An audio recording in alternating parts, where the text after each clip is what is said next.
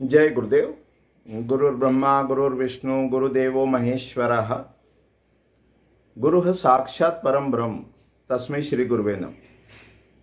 अर्चनी वंदनी प्रातः स्मरणी परम पूजनी गुरुदेव के चरणों में बारंबार वंदन कर आरंभ करते हैं। आज से एक नई श्रृंखला या सीरीज उसको आरंभ करने का विचार है और यह जो श्रृंखला है ये सदस्यों के लिए उपलब्ध है। जो अपने मेंबर्स बने हुए हैं या जो बनेंगे उनके लिए ये श्रृंखला उपलब्ध रहेगी।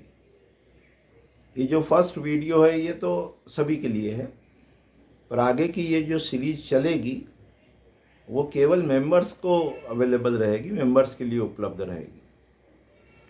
और इस श्रृंखला का नाम है रिमेडियल सीक्रेट्स ऑफ विश्वकर्म प्रकाश।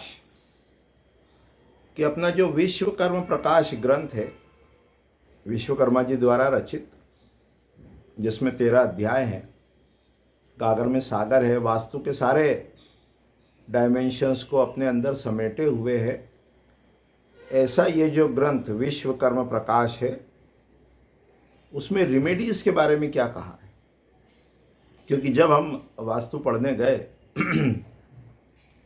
1998 में, तो एक वर्ष इसको पढ़ा, विश्वकर्म प्रकाश ग्रंथ का अध्ययन किया, गुरुजी ने पढ़ाया।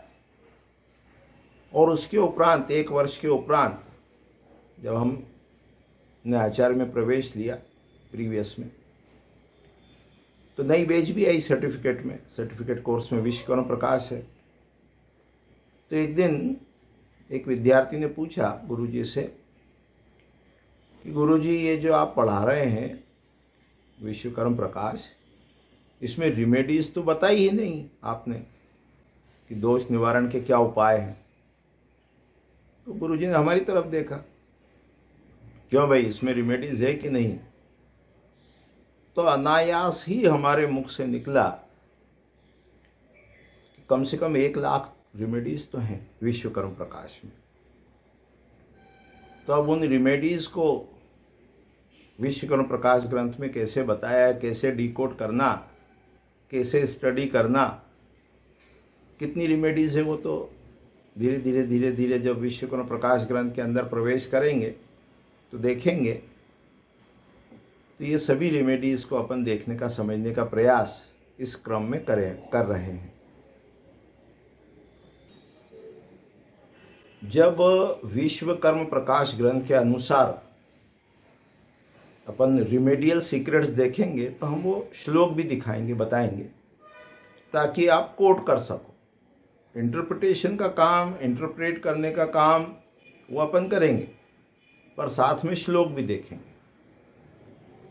तो विश्वकर्म प्रकाश ग्रंथ में 13 अध्याय, पहला अध्याय भूमि लक्षण, और पहले श्लोक में रिमेडियल पार्ट क्या है उसको देखने का, समझने का प्रयास करते हैं। तो पहला श्लोक इस प्रकार है। जयति वरद मूर्तिर मंगलम मंगला नाम, जयति सकल वंद्या भारती ब्रह्म रूपा, जयति भुवन माता चिन्मयी मोक्ष रूपा, दिशतु मम महेशो वाग्मय शब्द रूपम। ये पहला श्लोक है। क्या कहा कि सबसे पहले मंगलाचरण करना। मंगलाचरण करने से क्या तात्पर्य है कि जब भी कभी वास्तु करने जाएं तो अपना चित्त कैसा हो, वो शांत हो, स्थिर हो, प्रसन्न हो, और एज एन इंस्ट्रूमेंट वो एक उपकरण की भांति कार्य करे, वो एक उपकरण के समान कार्य करे। किसके? वो जो परमपिता है, परमेश्वर है, सर्वशक्तिमान है, अपने अंदर निहित है, उसके उपकरण की भांति, उसके उपकरण के समान अपना ये शरीर है, मन है, बुद्धि है, ये कार्य करे। तो क्या कहा? पहले ईगो का सरेंडर करा। जयति वरद मूर्तिर मंगलम मंगला नाम, गणेश जी के चरणों में जो है वो अपनी श्रद्धा सुमन अर्पित करे, नमस्कार किया, उनकी जय जयकार की। जयति सकल वंद्या भारती ब्रह्म रूपा, ज्ञान की देवी भारती जो कि ब्रह्म का ही स्वरूप है, ब्रह्म रूपा है, अव्यक्त है। जयति भुवन माता चिन्मयी मोक्ष रूपा, वो जो चित्त शक्ति है, चित्त की जो शक्ति है, चिदी शक्ति कहते हैं उसको नमस्कार किया, पूरा सरेंडर है। और फिर कहा कि हे महेश्वर, हे महान ईश्वर, आप हमारा मार्गदर्शन करो, आप हमको अपने जो विचार हैं वो शब्दों में व्यक्त करने की क्षमता उसको प्रदान करो। तात्पर्य क्या है? चित्त कैसा हो? चित्त शांत हो, स्थिर हो, प्रसन्न हो, अनबायस्ड हो। चित्त कैसा हो? न्यूट्रल हो, समत्वम योग उच्यते, equilibrium condition of the mind हो, unbiased condition of the mind हो। तो जब ऐसे चित्त से, समाहित चित्त से हम वास्तु करेंगे तो वास्तु के दोष भी पता चलेंगे और उसकी रेमेडीज भी मालूम होगी, क्योंकि दोष कई प्रकार के होते हैं। रंग का है, गंध का है, आकार का है, भोजन का है, इंटीरियर का है, स्ट्रक्चर का है। वो सारे दोष आपको कब दिखेंगे? जब आपका चित्त जो है वो शांत होगा, स्थिर होगा, प्रसन्न होगा, ईश्वर के प्रति, गुरु के प्रति समर्पित होगा, अनबायस्ड होगा, तब वो दिखेगा। दोष दूर करने का क्या उपाय है? इसी में कंसल्टेंट के लिए तो कंसल्टेंसी करना, कैसे करना, वो उपाय बताया। और दोष दूर करने के उपाय में भी बताया कि देखो, व्यक्ति का चित्त यदि समाहित है, ऐसे समझ में नहीं आए तो शांत है, स्थिर है, प्रसन्न है, समत्व में है, इक्विलिब्रियम कंडीशन में है, तो क्या होगा? उसका नेचर के साथ अलाइनमेंट होगा, प्रकृति के साथ वो जुड़ा होगा, नेचर के सिग्नल्स को वो रिसीव करेगा।